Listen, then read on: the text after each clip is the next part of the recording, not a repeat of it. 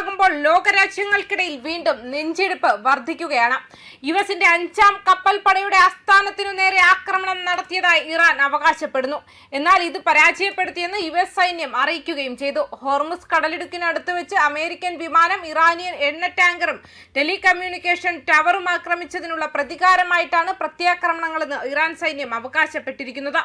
ആദ്യം യുഎസ് ആണ് ഇറാൻ കപ്പലിന് നേരെ ആക്രമണം നടത്തിയത്. യുഎസിന്റെ ആക്രമണത്തിൽ കപ്പലിന്റെ എഞ്ചിൻ റൂമിന് കേടുപാടുകൾ സംഭവിച്ചതായും IRGC അറിയിച്ചു.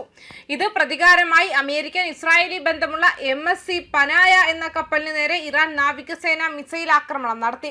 തുടർന്ന് അമേരിക്കൻ സേന കേഷ്ടം ദ്വീപിന്റെ തെക്കൻ ഭാഗത്തുള്ള തങ്ങളുടെ കമ്മ്യൂണിക്കേഷൻസ് ടവർ ലക്ഷ്യമിട്ടതായി IRGCയുടെ പ്രസ്താവനയിൽ പറയുന്നു. പിന്നീടാണ് ബഹ്റൈനിലുള്ള യുഎസിന്റെ 5ാം കപ്പൽപ്പട ആസ്ഥാനത്തിനും മേഖലയിലെ ഒരു US നാവിക താവളത്തിനും നേരെ ആക്രമണം നടത്തിയതായി IRGC അവകാശപ്പെട്ടിരിക്കുന്നത്.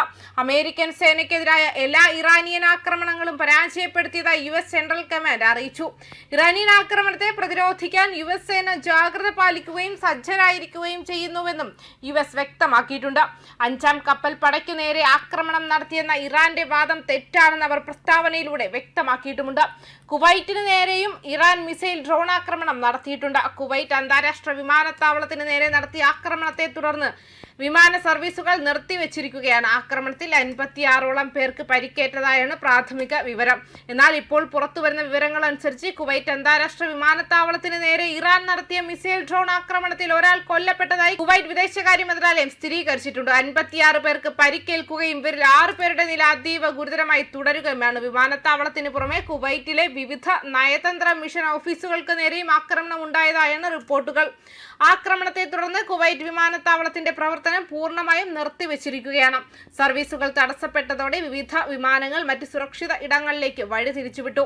കോഴിക്കോട് നിന്നും കുവൈറ്റിലേക്ക് പുറപ്പെട്ട എയർ ഇന്ത്യ എക്സ്പ്രസ് വിമാനം യാത്രക്കിടെ പകുതി വഴിയിൽ വെച്ച് കോഴിക്കോട്ടേക്ക് തന്നെ തിരിച്ചുവിട്ടു. സംഘർഷം ആരംഭിച്ച ശേഷം കോഴിക്കോട് നിന്നും കുവൈറ്റിലേക്ക് പുറപ്പെട്ട ആദ്യ വിമാനമായിരുന്നു ഇത്. സാഹചര്യം കൃത്യമായി വിലയിരുത്തിയ ശേഷം മാത്രമേ സുരക്ഷാ സേവനങ്ങൾ പുനരാരംഭിക്കുന്ന കാര്യത്തിൽ തീരുമാനമെടുക്കുമെന്ന് കുവൈറ്റ് എയർവേസ് അറിയിച്ചു.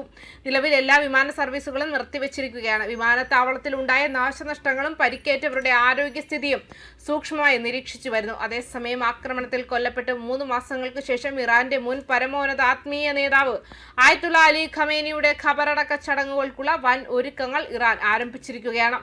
രാജ്യം കണ്ടതിൽ വെച്ച് ഏറ്റവും വലിയ ജനബാഹുല്യമുള്ള വിടവാങ്ങൽ ചടങ്ങുകൾക്കായി 3 ദിവസത്തെ പ്രത്യേക പരിപാടികളാണ് ആസൂത്രണം ചെയ്തിരിക്കുന്നത്. കഴിഞ്ഞ ഫെബ്രുവരി 28-നായിരുന്നു അമേരിക്കൻ വ്യോമാക്രമണത്തിൽ ഖമേനി കൊല്ലപ്പെട്ടത്. ഇതിനുശേഷം അദ്ദേഹത്തിന്റെ ഒരു ചിത്രം പോലും ഇതുവരെ പുറത്തുവിട്ടിരുന്നില്ല. യുദ്ധത്തിലെ ഏറ്റവും വലിയ ഈ ആഘാതത്തിന് മാസങ്ങൾക്ക് ശേഷമാണ് ഇപ്പോൾ ഔദ്യോഗികമായി സംസ്കാര ചടങ്ങുകളുടെ പ്രഖ്യാപനം വരുന്നത്. തലസ്ഥാനമായ ഇറാൻ പുണ്യനഗരമായ ഖോം, മഷ്ഹദ് എന്നിവിടങ്ങളിലായി 3 ദിവസങ്ങളിലായാണ് വിലാപയാത്രകൾ സംഘടിപ്പിക്കുന്നത്. 1.5 കോടി മുതൽ 2 കോടിയോളം ജനങ്ങൾ ഈ വികാരഭരിതമായ ചടങ്ങുകൾ പങ്കാളികളാകാൻ ഒഴുകിയെത്തുമെന്നാണ് രാജ്യം പ്രതീക്ഷിക്കുന്നത്. ഷിയ വിഭാഗത്തിന് അതീവ പ്രാധാന്യമുള്ള